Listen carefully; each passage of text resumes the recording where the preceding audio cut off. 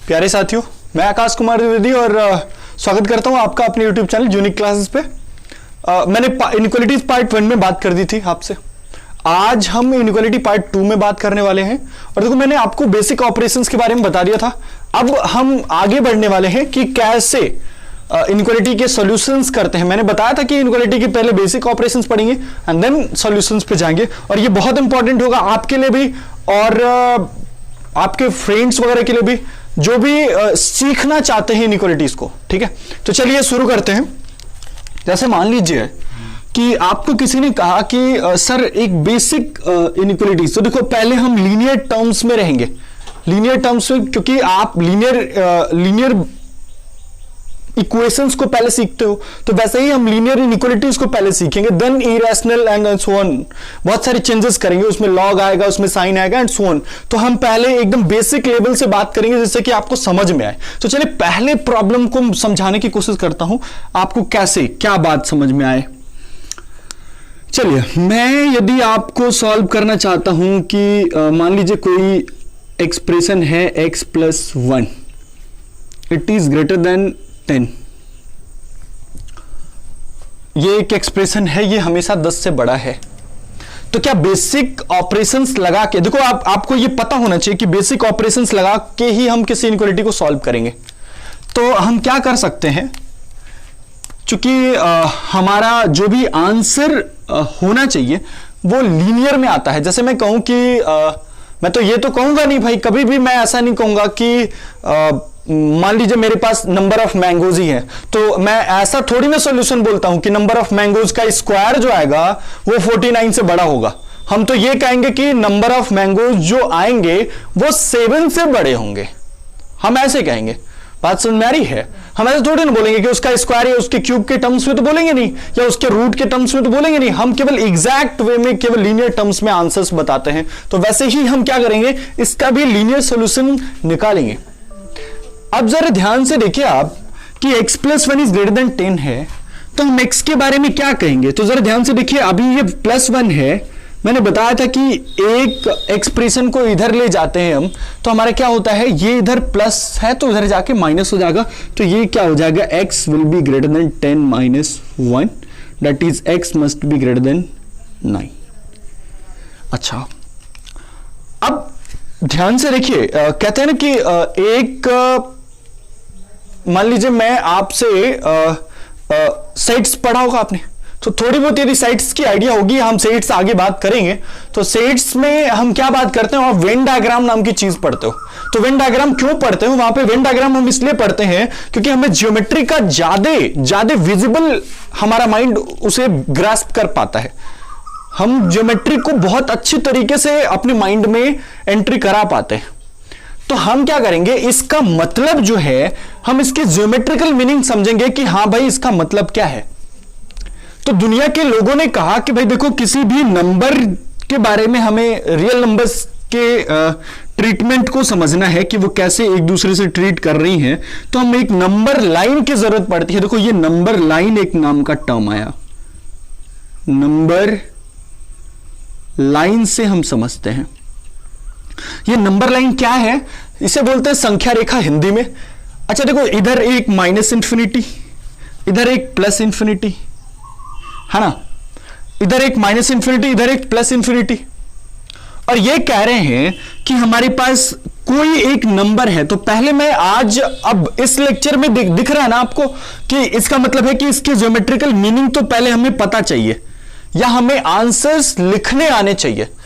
बात समझ में आ रही है? तो चलिए आंसर्स कैसे लिखते हैं हम ये आपको बताते हैं। ठीक है, तो बात करते हैं हम। जैसे मान लीजिए कि किसी ने कहा कि ये 9 से बड़ा होगा, तो 9 कहां होगा नंबर लाइन पे, ये आपको पता है। देखो आप, ये कहीं 0 होगा इधर, और 0 के इधर पूरे नेगेटिव नंबर्स होंगे, 0 के इधर पूरे पॉजिटिव नंबर्स होंगे। अच्छा, मैंने कहा 9, इसका मतलब इधर कहीं होगा। तो ये कह रहे हैं कि जो x की वैल्यू आएगी वो 9 से बड़ी आएगी, इसका मतलब 9 से बड़ी आनी चाहिए। बात समझ में आई? ये कह रहे हैं 9 से बड़ी आनी चाहिए। अब दिक्कत ये है कि मान लीजिए हमारे पास x plus 1 is greater than और इक्वल्स टू 10 होता तो इसका फाइनली मैं यहां पे पहुंचता, x इज ग्रेटर देन और इक्वल्स टू 9 पे पहुंचता, हाँ या ना। अच्छा, इसका मतलब है कि ये देखो दोनों सेम लाइन से यदि दिखा दिए जाए तो भाई कोई फर्क तो रहेगा ही नहीं। यहां पे देखो ये कहेंगे कि इसमें 9 तो हो सकता है, लेकिन ये कहेंगे कि ये x जो होगा वो हमेशा 9 से बड़ा होगा। तो आप क्या कहोगे, कैसे इन दोनों आंसर्स को अलग अलग दिखा पाओगे? तो इसके लिए हम एक कॉन्सेप्ट को लाते हैं, ब्रैकेट कॉन्सेप्ट। हम ब्रैकेट की हेल्प से एक कॉन्टिन्यूअस सेट को रिप्रेजेंट करते हैं। देखो आप सेट में पढ़ते हो ना कि ये जो भी होगा ऐसे में करली ब्रैकेट के अंदर हम एलिमेंट्स को रिप्रेजेंट करते हैं और वो डिस्क्रीट सेट रिप्रेजेंटेशन होता है, डिस्क्रीट सेट रिप्रेजेंटेशन होता है। अच्छा, डिस्क्रीट का मतलब क्या है कि जब एलिमेंट्स केवल थोक में आपको दिए जाए, ऐसे जैसे मैंने कहा 5 एलिमेंट है, वो भी अलग अलग 1 2 3 4 5, ये सभी के सभी देखो डिस्क्रीट है, कॉन्टिन्यूअस नहीं है। बात समझ में आ रही है? और यदि मैंने कह दिया कि हमें कॉन्टिन्यूअस रिप्रेजेंटेशन करना है, तो देखो कॉन्टिन्यूअस रिप्रेजेंटेशन 2 तरीकों से होता है, एक ओपन ब्रैकेट के हेल्प से और एक होता है क्लोज ब्रैकेट के हेल्प से। ध्यान रखिएगा, इस बात को आपको समझना है, एक ओपन ब्रैकेट के हेल्प से, एक क्लोज्ड ब्रैकेट के हेल्प से। अब ये आपको समझ में आना चाहिए कि ओपन ब्रैकेट की मीनिंग क्या है, क्लोज ब्रैकेट की मीनिंग क्या है। ठीक, तो चलिए मैं समझाता हूं। ये देखो कॉन्टिन्यूअस, पहले तो ये कॉन्टिन्यूअस सेट रिप्रेजेंटेशन का एक मेथड है, कॉन्टिन्यूअस सेट रिप्रेजेंटेशन का एक मेथड है भाई। जब आप कहते हो कि x इज इक्वल्स टू मान लो 5, x इज इक्वल्स टू 5 या मान लो 6, x इज इक्वल्स टू 5 और 6, तो इसको, इस सॉल्यूशन को हम सेट के हेल्प से लिख सकते हैं कि 5,6 x बिलोंग्स टू 5,6। देखो आप कितना आसानी से लिख पा रहे, आंसर लिखने का ये भी तरीका है, ये भी तरीका है। ठीक, तो वैसे ही हम इसके बाद यदि नंबर्स को लिखना चाहते हैं तो हम बोलेंगे कि भाई 9 से लेके इनफाइनाइट तक के पूरे कॉन्टिन्यूअस जितने भी नंबर्स हैं उनको लिख दो। क्या हम डिस्क्रीट से लिख सकते हैं? नहीं भाई, ऐसा पॉसिबल नहीं है कि किसी दो, जैसे मैंने पूछा 1 और 2 के बीच में सभी नंबर्स को लिखने हैं, तो भाई लिखते लिखते हम थक जाएंगे, बहुत बहुत जिंदगी पूरी हो जाएगी, तो हम तो लिख तो सकते नहीं। तो उसके लिए कॉन्टिन्यूअस सेट रिप्रेजेंटेशन का एक अलग मेथड है। ठीक, एक ओपन एक क्लोज्ड ब्रैकेट के हेल्प से हम यूज करते हैं। अच्छा चलिए, तो कॉन्टिन्यूअस में एक ओपन हुआ एक क्लोज्ड हुआ, तो हम ओपन कहां लगाते हैं? जहां इंक्लूजन ऑफ एलिमेंट होता है, इंक्लूजन ऑफ एलिमेंट होता है, इंक्लूजन ऑफ एलिमेंट होता है। मतलब क्या है? जहां पे हम एलिमेंट को अपने अंदर इंक्लूड करते हैं, सेट के अंदर लेते हैं, उस वहां पे हम ओपन ब्रैकेट का use, sorry exclusion of element होता है, exclusion of element. Exclusion of element का मतलब क्या है कि हम वहां पे उसको, एलिमेंट को हम सेट से आउट कर रहे होते हैं। अच्छा, यहां पे क्या होता है, हम समझिएगा बात को, हम यहां पे क्या करेंगे? इंक्लूजन ऑफ एलिमेंट लेंगे, इंक्लूजन ऑफ एलिमेंट लेंगे। बात समझ में? अच्छा, एक्सक्लूजन किसको हम अपने अंदर ले सकते हैं? भाई इनफाइनाइट को तो लेंगे नहीं ना, इनफाइनाइट को तो लोगे नहीं आप, जो खुद ही एग्जिस्ट नहीं कर रहा है हम उसको कैसे अपने अंदर ले लेंगे? तो इसका मतलब क्या है कि इनफाइनाइट के लिए स्पेशली हम किस ब्रैकेट के लिए, किस ब्रैकेट का यूज करेंगे? ओपन ब्रैकेट का यूज करेंगे। बात सुन नहीं? और जो जिस एलिमेंट को हम अपने सेट के अंदर लेंगे उसके लिए हम क्लोज ब्रैकेट का यूज करेंगे। ठीक, तो मैं कुछ आंसर्स लिखने के तरीके को सिखाता हूं आज इस वीडियो में। बस उतना ही बात करने वाले हैं हम कि इस देखो आप डिस्क्रीट नंबर लाइन रिप्रेजेंटेशन में हम कैसे काम करने वाले। आपको समझ में आ गया कि जब भी एक्सक्लूजन ऑफ एलिमेंट होगा तो हम ओपन ब्रैकेट यूज करेंगे, इंक्लूजन ऑफ एलिमेंट होगा तो हम क्लोज ब्रैकेट यूज करेंगे। जहां भी हमारा एलिमेंट कोई एग्जिस्ट नहीं कर रहा तो भाई हम उसे इंक्लूड कर नहीं सकते, उसके लिए ओपन यूज करेंगे। तो इतनी बातें आपको समझ में आ गई होंगी। और केवल हम गणना के कुछ एलिमेंट, 4-5 एलिमेंट को लिखने हैं तो हम करली ब्रैकेट के अंदर भी लिख सकते हैं। यह बात आपको समझ में आ रही है? तो ये डिस्क्रीट कॉन्टिन्यूअस दोनों रिप्रेजेंटेशन मैंने आपको बता दिए। चलिए आते हैं यहां पे। मैं इसका मतलब यदि लिखने की कोशिश कर रहा हूं तो मैं इस सॉल्यूशन को कैसे लिख सकता हूं, x बिलोंग्स टू, ध्यान से देखिएगा, ये कह रहा है कि 9 नहीं लेना है, 9 इंक्लूड नहीं होगा, 9 से बड़े पूरे नंबर्स आएंगे। तो मान लो किसी ने कहा कि सर 9 लिख दिया और 9 से बड़ा कहां तक, इनफाइनाइट तक सर। तो आप एक बात बताओ कि क्या इनफाइनाइट के बारे में क्या ख्याल है, यहां पे कौन सा ब्रैकेट यूज करना चाहिए आपको? आपको यूज करना चाहिए एक्सक्लूजन ऑफ एलिमेंट। क्यों भाई, क्यों यूज करेंगे? क्योंकि भाई पहले तो वो एग्जिस्टेंस में नहीं है, एग्जिस्टेंस में नहीं है तो उसको हम अंदर ले नहीं सकते, नंबर को एक्सक्लूड ही करना पड़ेगा, तो यहां पे ओपन। अच्छा 9 के बारे में क्या ख्याल है भाई? तो 9 कह रहे हैं कि 9 को लेना नहीं है, इसका मतलब लेना नहीं है, तो इसका मतलब ऐसा होगा। तो देखो आप ओपन ब्रैकेट 9 टू इंफिनिटी, ये हो गया इसका सॉल्यूशन। देखो आप, मैं एक बेसिक बात बता रहा हूं इस वीडियो में आपको, बस केवल बेसिक बातें आपको समझ में आए तो आगे हम बहुत अच्छा कर सकते हैं, लेकिन जब यही क्लियर नहीं होगा तो आप अच्छा नहीं कर सकते हो। तो x इज ग्रेटर देन और इक्वल्स टू 9, इसका क्या ख्याल है आपके पास? तो इसका ख्याल है मेरे पास, देखो आप क्या आप कहोगे कि 9 के बराबर या 9 से बड़ा। तो देखो जब भी ऐसा केस आए तो हम रिप्रेजेंट करते समय यहां पे जो लिया जाएगा तो उसके लिए हम क्या करेंगे, ऐसे डॉट कर देंगे और यहां पे ओपन डॉट कर देंगे, ऐसे दिख रहा है आपको, क्लियर है क्या? अच्छा यहां से लेके इनफाइनाइट तक, तो कैसे लिखेंगे हम इसको, इस आंसर को कैसे लिखेंगे? तो देखो आप x belongs to 9 to plus infinity, ये आपको दिख रहा है कि प्लस इंफिनिटी पे क्या रहेगा, ओपन रहेगा, क्योंकि ये तो एग्जिस्टेंस में ही नहीं है, तो एग्जिस्टेंस में नहीं है, तो इसका मतलब क्या है कि हम इसको एक्सक्लूड करेंगे, इंक्लूड तो कर नहीं सकते, इसका मतलब इस पे क्लोज लगेगा नहीं, ओपन लगेगा।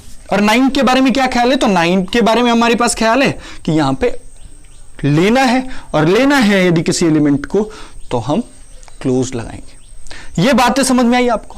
चलिए मैं आपको एक और बेहद अच्छी बात बताता हूं कि मान लीजिए हमारे पास कुछ और चीजें आ जाएं, मान लीजिए 2-4 नंबर लाइन पे 2-4 पार्ट को हमें एक साथ लिखना हो, जैसे मैं कहूं तो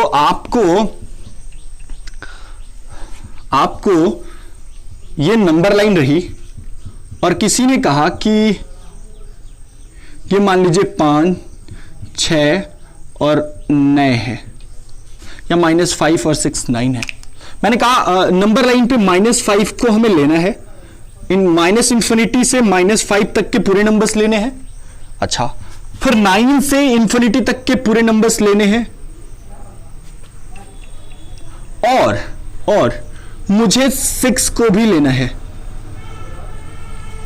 ठीक, पहला क्वेश्चन ये आपके लिए, तब तक ट्राई कीजिए कि कैसे लिखेंगे। अच्छा ये x की नंबर लाइन है। दूसरा क्वेश्चन यदि ये है कि माइनस इंफिनिटी प्लस इंफिनिटी, और ये मैंने कह दिया कि मान लीजिए यही कर रहे हैं, यही रखते हैं आपके लिए, -5, 6, 9, यहां से लेके यहां तक पूरे नंबर्स आने चाहिए, पर -5 इंक्लूड नहीं होना चाहिए। तो इंक्लूड नहीं होना चाहिए, मैंने कह दिया दिस इज एक्सक्लूडेड। तो एक्सक्लूडेड के लिए मैं ओपन डॉट लगाऊंगा। अच्छा ठीक, हमें 6 चाहिए और 9 चाहिए, 9 से बड़े पूरे नंबर्स चाहिए। थर्ड क्वेश्चन देखो, आप इन सभी क्वेश्चन में ही आपका सभी कॉन्सेप्ट रिवाइज हो जाएगा कि किसी भी सॉल्यूशन को आप आसानी से लिख पाओ, क्योंकि भाई हल ही लिखने नहीं आएगा आपको तो आप करोगे क्या, इनइक्वालिटीज के सॉल्यूशन कैसे लिख पाओगे आप, तो वहां पे आपको डिस्टर्बेंस होगी। तो यहां पे मान लीजिए -2, -3 प्लस -2, -1, 3 एंड 5। मैंने कहा कि यहां से लेके यहां तक, बट दोनों के दोनों नंबर नहीं लिए जाने चाहिए। 2 से छोटे पूरे नंबर्स लिए जाएंगे पर 2 नहीं लिया जाएगा। 5 से बड़ा पूरा नंबर लिया जाएगा। क्लियर है क्या? चलिए, तो ये हो गया थर्ड क्वेश्चन। चौथा क्वेश्चन यदि बात करें माइनस इंफिनिटी से प्लस इंफिनिटी, आप ट्राई करते रहिए फर्स्ट से -2, -1, 3, 5, और मैंने कहा कि यहां से लेके यहां तक, बट ये इंक्लूड होना चाहिए, ये -1 इंक्लूड नहीं करना है, जबकि 3 इंक्लूड करना है, और लास्ट वन की मुझे 5 इंक्लूड नहीं करना है। तो इन चारों के आंसर्स यदि आप लिख पाते हो। अच्छा, एक बात खास कि ये हम नंबर लाइन के इस डायरेक्शन में हम क्या प्लॉट कर रहे हैं, तो हम किसी एक सिंपल से वेरिएबल को प्लॉट कर रहे हैं, मान लो x है, ठीक है, हम x को प्लॉट कर रहे हैं, ठीक है। तो हम इस सेट को कैसे लिख सकते हैं, आपको दिख रहा है कि यहां से लेके यहां तक के पूरे सतत पूरे इनफाइनाइट नंबर्स हैं, और यदि मैं सेट के फॉर्म में लिख पाऊं, सेट के फॉर्म में मतलब क्या है कि यदि नंबर्स को एक एक करके मुझे यदि लिखना पड़ जाए, तो आपको तो पता नहीं भाई इनफाइनाइट नंबर्स होते हैं। मैं छोटा सा ले लेता हूं, एक कोई भी गैप ले लीजिए आप 1/2 से लेके 1/3 तक में, या 1/3 से लेके 1/2 तक में मैं पूछूं कि कितने नंबर्स हैं, तो आप तो बोलोगे भाई इनफाइनाइट नंबर्स हैं, उनको यदि लिखने की बोल दे कि हम लिखो भाई, तब तो आपको दिक्कत पड़ जाएगी। तो इसके लिए कॉन्टिन्यूअस सेट रिप्रेजेंटेशन है, और देखो ऐसे हम रिप्रेजेंट करेंगे, अभी आपको बताते हैं। अभी कुछ देर पहले मैंने बताया था कि कैसे रिप्रेजेंट करते हैं, अब फिर से इनका सॉल्यूशन करते हैं। तो चलिए फर्स्ट प्रॉब्लम से शुरू करते हैं। उम्मीद है आपने ट्राई कर लिया होगा इन सभी को, और अब आप मैच करेंगे।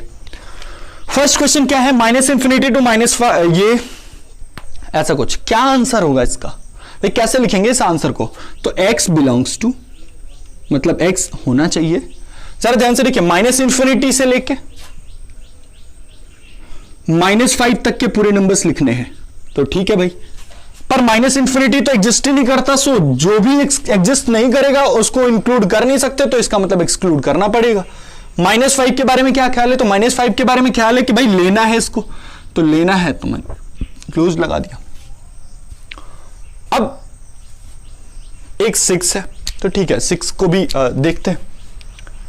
तो भाई 6 एक छोटा सा नंबर है, छोटू नंबर है, तो छोटू नंबर को कैसे लिखेंगे आप, इसको तो हम कर्ली ब्रैकेट की हेल्प से लिख सकते हैं ना, केवल 6, और ये बीच में मैंने लिख दिया यूनियन। तो यूनियन का मतलब क्या है, इनको इनके साथ हमने ले लिया, ठीक है। अच्छा चलिए आगे बढ़ते हैं, फिर से यूनियन, इनके साथ और जोड़ना है, क्या जोड़ना है, ये भी आना चाहिए, इनकी भी ग्रुप आनी चाहिए उनके साथ। तो 9 से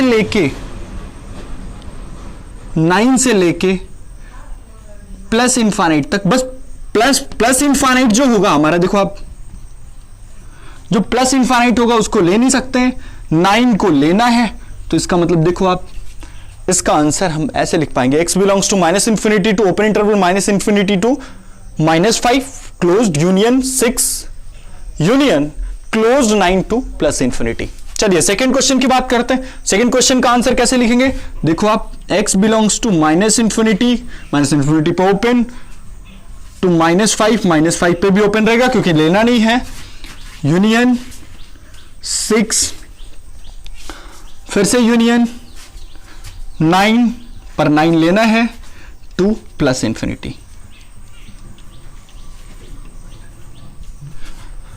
ठीक, चलिए आगे बढ़ते हैं। थर्ड क्वेश्चन का आंसर क्या होगा, तो x बिलोंग्स टू -∞ टू -2 पे क्या रहेगा, ओपन रहेगा क्योंकि लेना नहीं है, यूनियन, देखो आप -1 से 3, फिर से अगेन लेना नहीं है, तो -1 से 3 दोनों लेना नहीं है, फिर अगेन यूनियन 5 से इनफाइनाइट, तो क्लोज्ड 5 से +∞, फिर अगेन x बिलोंग्स टू -∞ से -2, -2 पे क्लोज्ड, ये दिख ही रहा है क्योंकि लेना है, यूनियन -1 से 3, -1 लेना नहीं है, तो -1 ओपन से 3 पे क्लोज्ड, फिर से ओपन इंटरवल 5 टू इनफाइनाइट, ये दिख रहा है आपको। तो ये पूरे सेट रिप्रेजेंटेशन है कि कॉन्टिन्यूअस सेट रिप्रेजेंट हम कैसे कर सकते हैं, और इनइक्वालिटीज के सॉल्यूशन का रिप्रेजेंटेशन मैंने आपको सिखा दिया, और इंटरवल्स के बारे में भी मैंने आपको इसी के सहायता से, हेल्प से, इसी के साथ बता दिया आपको। तो उम्मीद है ये पूरी वीडियोस आपने अच्छे से देखी होगी। और ध्यान रहे आपको, फर्स्ट पार्ट देखिए तभी सेकंड पार्ट देखिए। आप इस सेशन में 1 बाय 1 वीडियो करके देखिएगा। यदि किसी वीडियो को आपने मिस किया तो आप बहुत सारी चीजों से लैग कर जाएंगे, और जिससे कि आप फंक्शन की उतनी अच्छी डेवलपमेंट नहीं कर पाएंगे जितनी कि हम चाहते हैं आपसे। ठीक है, तो चलिए इसी उम्मीद के साथ कि ये वीडियो आपको अच्छी लगी होगी। यदि ये वीडियो अच्छी लगी आपको तो वीडियो को ज्यादा से ज्यादा बच्चों तक शेयर कीजिए, जिनसे कि ये इंफॉर्मेशन जो आप गेन कर रहे हो वो ये इंफॉर्मेशन उन तक पहुंचे। ठीक है, मिलते हैं नेक्स्ट वीडियो में, तब तक के लिए बाय बाय, टेक केयर।